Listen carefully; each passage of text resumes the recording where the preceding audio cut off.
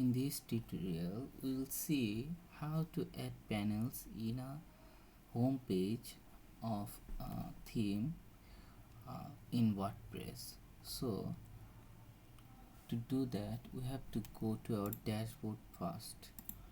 So, after going to the dashboard, we will go to the appearance and customization of the theme. So, we will click the customize button.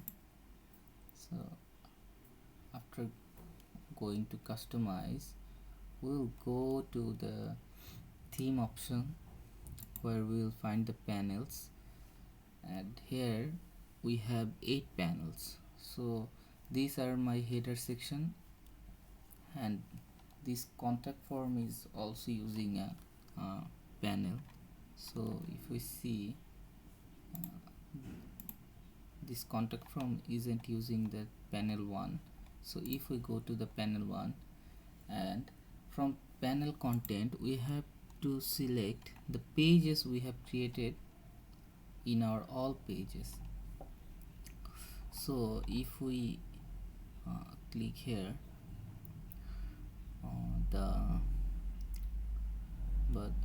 any page, that if I say where dream comes true, if we add the page will be added, and if I click to the save changes, it will save it.